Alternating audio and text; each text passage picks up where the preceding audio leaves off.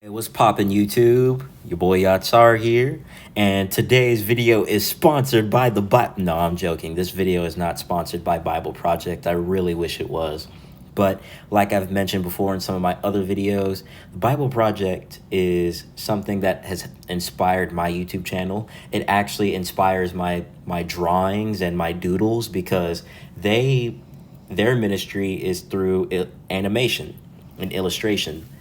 And a lot of the topics that I cover in my video come from the Bible Project. They give me a lot of video ideas. So check out their app. Their app is absolutely wonderful. And if you're someone who loves theology and loves the Bible and all of that good stuff, please check out this app and their YouTube channel as well. The YouTube channel has all of the same content, but the app is better organized in my opinion. And I watch their videos just about every day, and they help my videos and create the criteria and the outline for my videos. So thank you, Bible Project. If you guys watch this video, I love y'all. Y'all are so awesome. And for the people watching my video right now, go check out the Bible Project. Hello, my fellow brothers and sisters in Christ. Yatsar here. Today, we're going to be talking about the Divine Council, continuing our biblical discussion. Again, as I mentioned earlier, please go check out the Bible Project app and as well as their YouTube channel. They've inspired me to make YouTube in general. They've inspired my ministry, but also to draw and to doodle. They've inspired that. The reason I draw and doodle, they actually gave me the idea to do that when explaining the theological topics. I like to draw and doodle, and they gave me that idea. Again, they are way better than I am, so if you're looking for some good art, this ain't the place to look. But Bible Project, whoever the animators are over there, they are awesome. So they covered a video on this as well, and this is more or less a summary of their video on the Divine Council, but I want to explain the Divine Council as well because it is a part of the spiritual beings and spiritual entities. So what is the Divine Council? The first time I ever heard about the Divine Council, I think I was 8 or 9. It was my 3rd grade year, and it was during devotion, and the headmaster was talking, and he brought up the Divine Council, and I was like, what the heck? There's a jury and a judge in heaven? And then, yes, there is actually.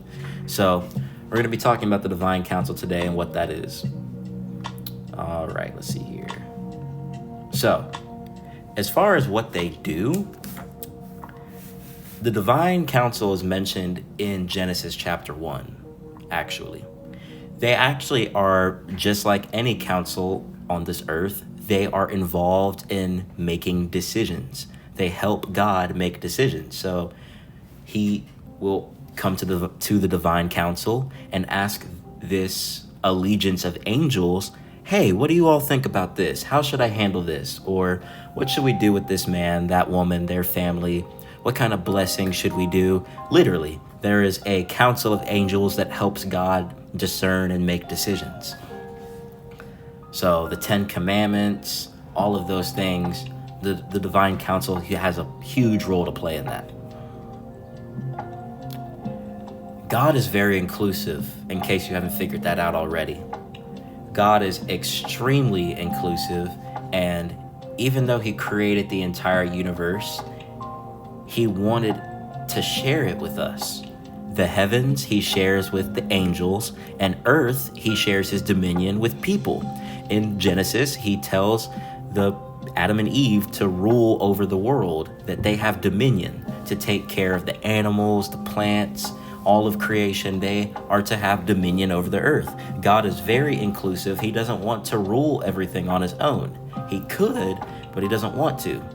He's a very inclusive God. So we have to talk, obviously, about the Tower of Babel.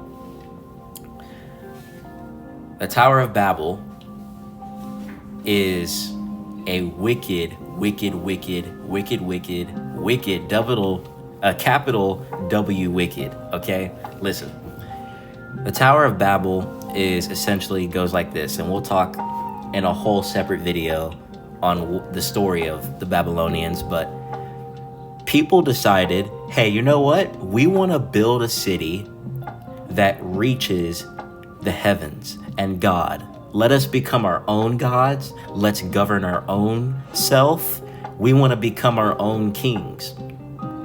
So they tried to reach the heavens out of arrogance, kind of trying to prove a point to God, saying, hey, we don't need you. We can govern ourselves and we can rule ourselves. We're just as powerful, if not even more powerful than you are, God. So they did this out of arrogance. But the interesting thing about Babel is this. So,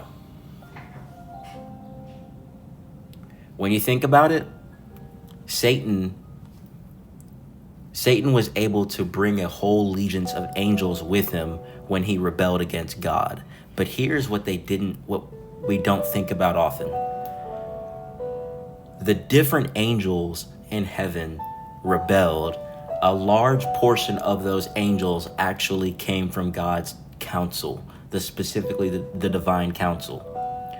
So the angels that are involved in helping God make decisions, a large portion of those angels left the council and they came to Babel. That is scary. So Babel is essentially the exact opposite of the city of Jerusalem. The city of Jerusalem is in heaven right now. It is the city of gold where God's people reign, and it is full of truth, love, justice, and God reigns there. The city of Babel is the complete opposite because it's full of pride, arrogance, and this is where demons hail. Demons were ruling over the city and the Tower of Babel. They ruled over it. And Bible Project explains this in such a cool way. Essentially, the Tower of Babel is a place of both human and spiritual rebellion. Both human and spiritual rebellion. So obviously we all know, and if some of you don't, that's okay. Essentially, Babel was scattered by God. As they were trying to build that tower to reach the heavens, God decided, okay, you're full of yourselves. All right, I will first of all confuse their language. So not only did he confuse their language, he then scattered the nations. So all of the different nations of Babel scattered across the world. And once that happened, the spiritual rebellions scattered as well. And we are told in the book of Deuteronomy that the spiritual rebellions that came from God's divine council, who ruled over Babel, also ruled over the nations. So those same fallen angels, those demons that once ruled with God in the divine council, they ruled over Babel, and then they ruled over the scattered nations. This is bad, and it still applies today because it shows that all of the nations of the world are run by Satan and his goons. Like I said in the last video, all of the world and its nations are run by Satan and his goons, right?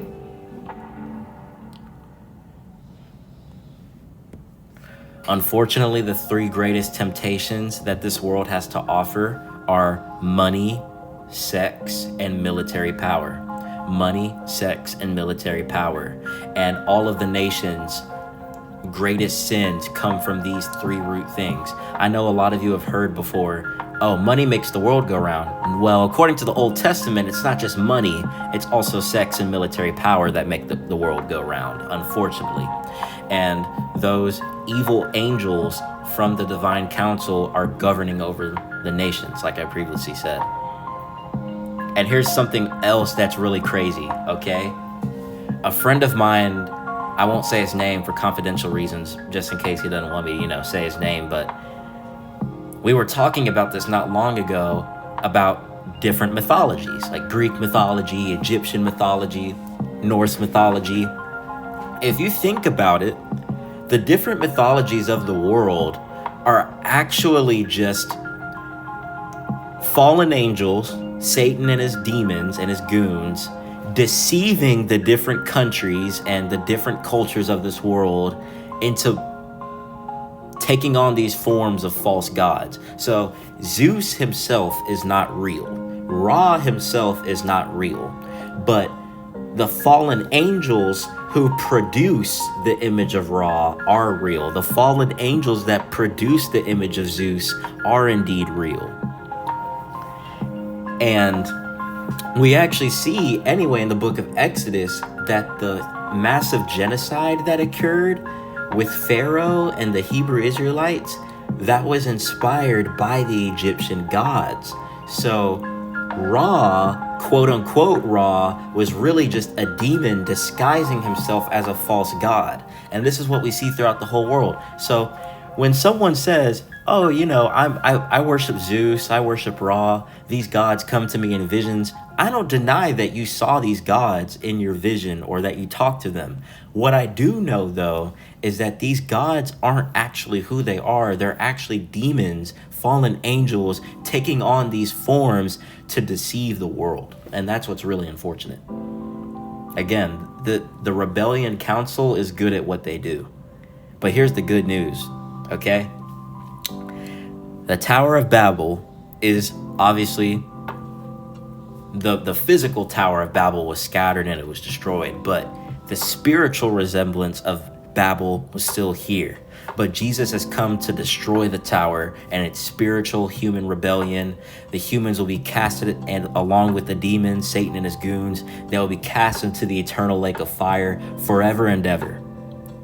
Jesus came to conquer Babel, and he gave his own life to restore what is lost. And as believers, again, the opposite of Babel for us is Jerusalem. The city of Jerusalem is the holy city of God, while Babel is the evil city that belongs to Satan.